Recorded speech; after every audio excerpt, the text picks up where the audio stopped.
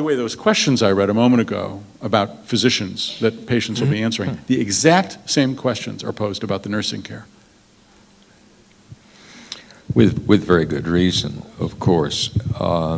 Once again, I'm repeating something I said either this morning or yesterday. We have the notion, most of us, or at least the general public has the notion, that the healthcare system, for all of its deficiencies, was organized deliberately in its present state, and that's not so. In order to have any effect on the sorts of problems that you are talking about and properly talking about, we are going to have to change certain assumptions. Here's an example of this. We stake everything on scientific advancements. We believe that the 20th century was the era of scientific discovery, the century of science, and that will never change. The 21st will be even greater. The fact of the matter is that except for certain childhood cancers, there has been very little realistic progress in the treatment of almost any cancer. There are a few, lymphomas, Hodgkin's disease, things like that. Very, very little. The amount of money that is spent on basic research, just the money given out by the National Institutes of Health, is no longer commensurate with the benefits that have accrued from all of that research.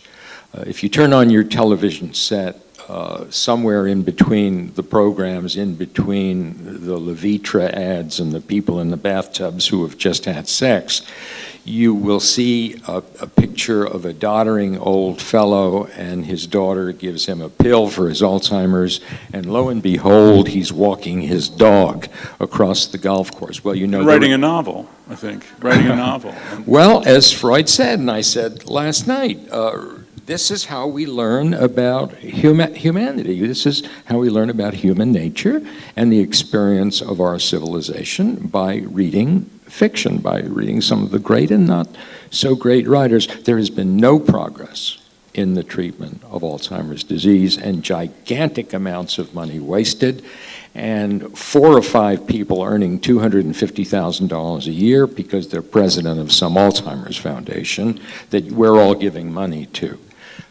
So what we need is a change in attitude about the function of medicine. I feel strongly that although people think of our function as to cure, we should actually think of our function as to care. What I mean is that there are millions upon millions of people over the age of 65 in this country, and I alluded again to this the other night, who have virtually no home care, no care of any kind, because we have wasted gigantic amounts of money on technology and on acute care for people whose life expectancy anyway is relatively short. So we've got to change the public's expectation of what medicine should be. We've got to change in the direction of preventive medicine and public health. We've got to change in the direction of the care of children. Why do you think those great figures that are always quoted, we are 17th in life expectancy, we are, 23rd in infant mortality? That's not because of medicine. That's because of social phenomena. Because we've got more 14-year-old girls getting pregnant in America without any prenatal advice than any country in the world. Far more. And that can be changed. The life expectancy depends on obesity, it depends on cigarette smoking, it depends on occupational hazards, it depends on access to care and not care itself. The fact is that we have the best. If you have access to it, you're going to have the best care in the world, even better than the vaunted French system. So we've got to change the entire culture of expectations of what medicine should be doing for the community and the way doctors should be trained. So do you have maybe a dystopian and a utopian vision, one of each, for 20 years hence? The dystopian vision is very clear. We're running out of money. And every time someone says in 20 years Medicare will be bankrupt, the following year he says, well, it'll be 18 years. And he says it'll be 16 years. We have the money. We are just spending it in all of the wrong places. Medicine is not like industry. You cannot equate it with any other occupation or any other activity that is engaged in the United States. You know, just think about something, and as you think about this, I can't believe you won't agree. My son, who is a businessman, and the only businessman we've ever had in generations of our family, so usually we don't know what he's talking about. But when he lives in China, he comes home and he and I go on long hikes and solve all the problems of the world, as all of us do with our sons and daughters when they come home. He said, "Do you realize," he said this as recently as last month, 2 months ago, he said, "Do you realize that medicine is the only, let's call it industry, in which technology has not increased efficiency and decreased cost?" That's what technology is all about in industry. Increasing efficiency, increasing output, and decreasing cost. Only in medicine has technology been what they call nowadays a negative cost-benefit ratio. So what is the role of the physician in the happier outcomes you want to see? What is the role of the physician in promoting cultural change? How can physicians and nurses and social workers take a role to make things better? Well, it's, of course, it's a common observation that all human beings vacillate between altruism and self-interest. And unfortunately, there are so many motivations for self-interest among physicians that it's hard to turn away from them. For example, you pointed out some insurance company says you've got to see 7 patients an hour if you're working full-time. On the clinical group of a hospital like this one or a university, they say to you, look, we can't survive unless you see 7 patients an hour. But if you're out in practice, there's this little thing called physician entrepreneurship. Physician entrepreneurship is when doctors own X-ray departments in small hospitals or laboratories in small hospitals, and they get desperate to increase their incomes because their incomes are shrinking thanks to changes in insurance matters and in government regulations. Internists, groups of internists have to make a certain amount of money an hour, and if they don't make that much money, they go broke. So the temptations for physician entrepreneurship are great. It's not like the good old days when you'd be guaranteed of a very good income and could spend time with patients. All of that has changed because of financial considerations.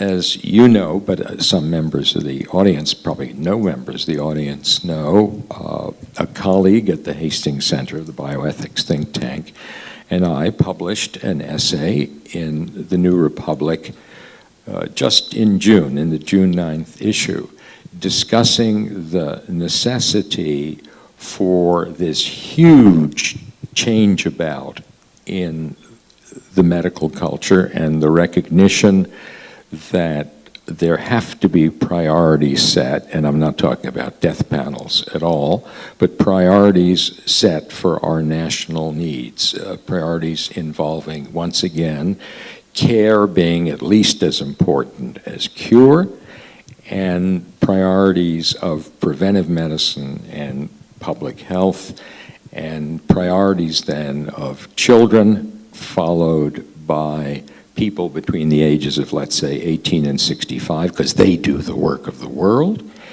and quite a different approach to the acute or emergent care of people over the age, let's say, of 70 or something.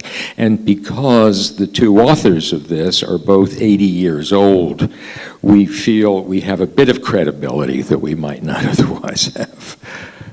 So bringing us back to the care of the dying, one issue that has come up repeatedly is the handoff, from cure-oriented care to care for comfort and the best passing possible, if you will.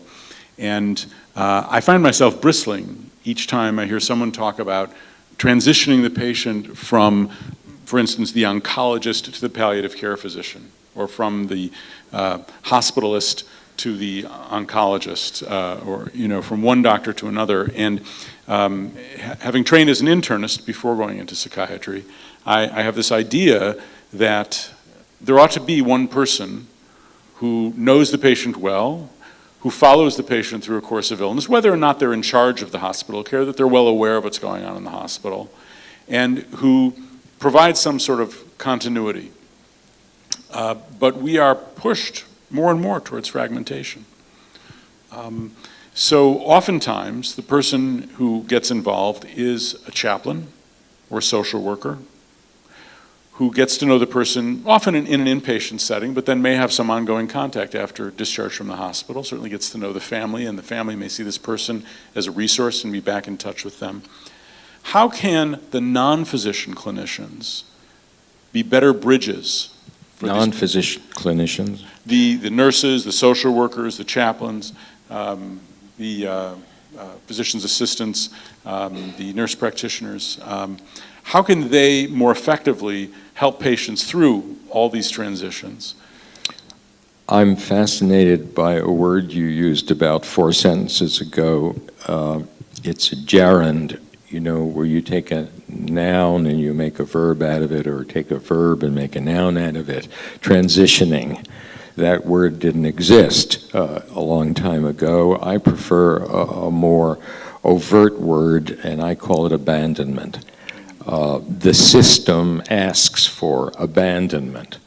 I operate on someone for colon cancer, and 4 years later they develop a metastasis somewhere, and I hand them off to the oncologist.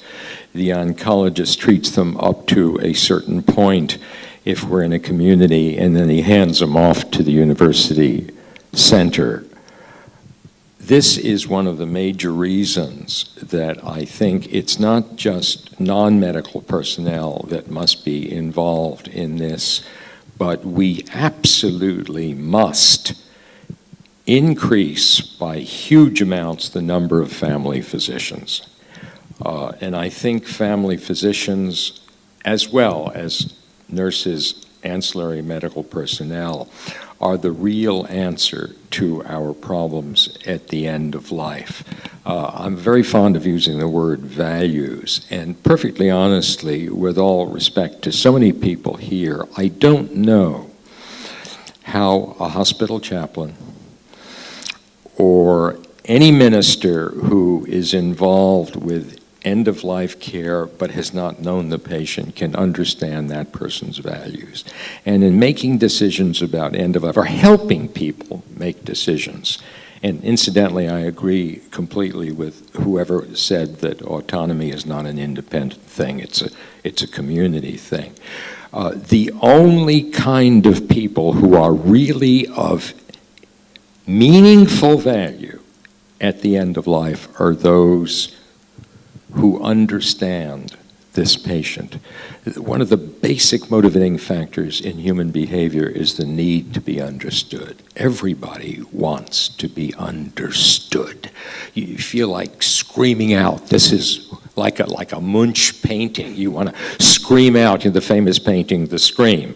You just want to scream out, understand me, understand me. And it is very hard to truly understand someone unless you know their family structure, unless you know their values, all kinds of values, unless you know their hopes for their children. And I don't think, regardless of how closely you make observations in those last weeks or months of life, you can really appreciate such things, but family physicians can and always have. And this is one of the many reasons that I vote strongly in favor of government subsidies for the education of such people. Shep, how long have you been in New Haven?